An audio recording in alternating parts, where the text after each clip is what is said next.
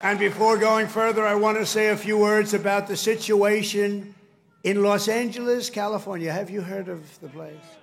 በአሜሪካ ሁለተኛዋ ግዙፍ የካሊፎርኒያ ከተማ ሎስ አንጀለስ ትራምፕ ሰነድ አልባ ያሏቸው ስደተኞች በትራምፕ አስተዳደር ድንገተኛ የመያዝ እርምጃ መወሰዱን ተከትሎ የተቀሰቀሰው ሰልፍ ወደ ሁከት አድርጓል። የጸጥታ አካላት ህገወጥ ያሏቸውን ስደተኛ ሰራተኞችን ለመያዝ አልመውም ነበር እየተነሱት። ባሳለፈው ሳምንት መጨረሻ ቀናትም 118 ህገወጥ ስደተኞችን በሎስ አንጀለስ ማሰሩን ፖሊስ ጠቁሟል። በከተማዋም ለስደተኞች መታሰር ተቃዋሚዎች ድምጻቸውን ማሰማታቸውና መንገድ በመዝጋት እንዲሁም ፖሊስ ተሽከርካሪዎች ላይ ጥቃት በማድረስ የስደተኞች እስር ይቆም ብለዋል።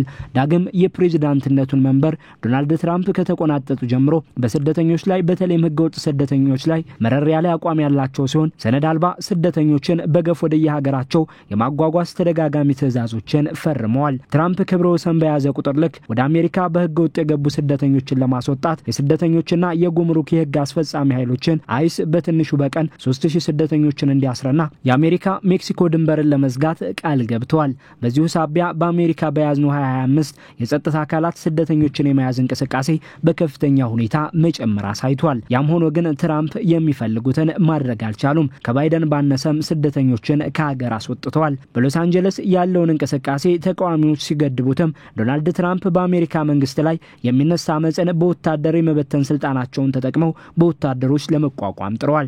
ነገር ግን ያለ ግዛት ፈቃድ አብዮታዊ ዘቡን ማሰማራት አይችሉም በሚል ዲሞክራቶቹ እየሞገቱ ነው። በትራምፕ ቀጥተኛ ትዕዛዝ 700 የባህር ኃይል አባላት ጭምር የሎስ አንጀለሱን ተቃውሞ ለማስቆም እየተሳተፉ ነው።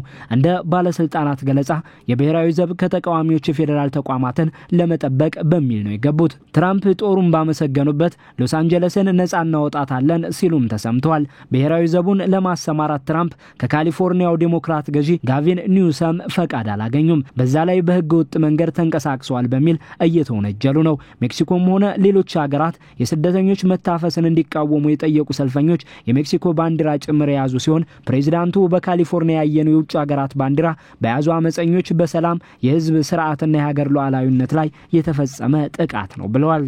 ሆኖም ትራምፕ የግዛቱ መሪ ሳይፈቅድ ወታደር በማስገባት አመጽን ለማስቆም ሲሞክሩ ፕሬዝዳንት ጆንሰን በአላባማ የሲቪል መብቶች ሰልፈኞችን ለመበተን ወታደሮችን ከላኩበት ከጎርጎሮሳውያኑ 1965 ወዲህ የመጀመሪያው ነው። ለ28ቱ ፕሬዝዳንታዊ ምርጫ እየተዘጋጁ ነው በሚል የሚገለጹት የካሊፎርኒያው ገዢ ኒውሰም የፌደራል መንግስቱ ወታደሮችን ወደ ሎስ አንጀለስ እንዲገቡ ማድረጉን ህገወጥ የሀብት ብክነት ያሉት ሲሆን ዜጎች ይህንን በመቃወም እንዲቆሙ በይፋ ጠይቀዋል። በአይናችን ፊት ዲሞክራሲ እየተጠቃ ነው ያሉት ገዢው የምንፈራው ጊዜ መጥቷልም ብለዋል።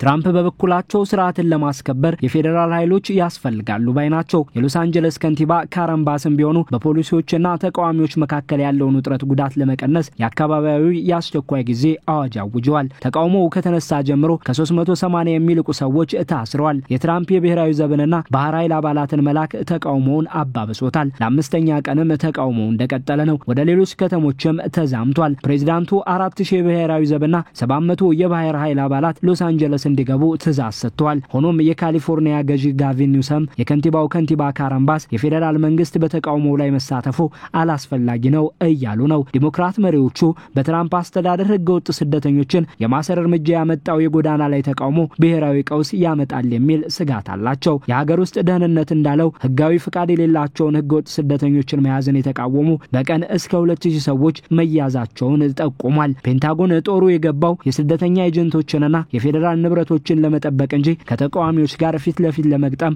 አይደለም ብሏል። አመጹ ፖሊሶች ህገወጥ ስደተኞች ናቸው የተባሉ የቀን ሰራተኞችን ጭምር መያዝ በጀመረበት አርብ የጀመረ ሲሆን እንደ አካባቢው ባለስልጣናት ገለጻ ከሆነ ቢያንስ ለወር ያክል ይቆያል እየተባለ ነበር። የትራምፕ ጦርን ወደ ሎስ አንጀለስ ማስገባትን በጥብቅ የተቃወሙት የሎስ አንጀለሱ ገዢ ኒውሰም እስራቱ የ9 ወር ነፍሰ ጡር የአሜሪካ ዜጋንና የ4 ዓመት ልጅን ያልማረ ብለውታል። አስተዳደሩ ጠንካራ ስደተኛ ቤተሰቦችን የተጋፈጡትን ስጋት ሳያገናዘብ በጅምላ ማሰረን እየገፋፋ ነው ብለዋል። የሎስ አንጀለስ ከንቲባ ባስ አብዛኛው ተቃዋሚ ሰላማዊ ነው በማለት ጥቂቶች ግልፍተኛና አጥፊ ተቃዋሚዎች መካከል ያለው ልዩነት ላይ አጽንኦት ሰጥተዋል። ሆኖም ፖሊሶች ተቃዋሚዎች ከመንገዶች ላይ እንዲበተኑ ግፊት እያደረገ ነው። ተቃውሞው ከሎስ አንጀለስ አልፎ በኒውዮርክ፣ አትላንታና ቺካጎ ከተሞችም እየታየ ነው። ካሊፎርኒያ 39 ሚሊዮን ህዝብ መኖሪያ እንደመሆኗ እና በኮንግረስ ውስጥ ከፍተኛ መቀመጫ በመያዟ የአሜሪካን ፖለቲካ በዲሞክራቶችና ሪፐብሊካኖች ከፍላ እንደምታሟግ እንደሚያዳግት ግልጽ ያደርገዋል። የትራምፕ አስተዳደር በህገወጥ ስደተኞች ላይ የያዘው በጅምላ ይዞ ወደ ሀገራቸው የመመለስ አቋም የወለደውን ተቃውሞ በሎስ አንጀለስ በጦር ለማስቆም ቢሞከርም ወደ ሌሎች ከተሞች ተዛምቷል። የካሊፎርኒያ ገዥም የተቃወሙት ጉዳይ ነው። ታዲያ በጦር ማፈኑ ለትራምፕ የሚያዋጣ ይሆን አሊያስ ለአሜሪካ ቀውስ ያመጣባት ወይስ የጅምላ ማስወጣቱ እንደገና በህግ ሂደቱ ይታያል የሚለውን የተቃውሞ ሂደት የትራምፕ አስተዳደር አቋምና የአሜሪካ ህግ አውጪዎች አካሄድ የሚወስነው ይሆናል። እስከዚያው ተቃውሞ በ5 ቀናት ውስጥ ጉልበቱ እየታየ ነው።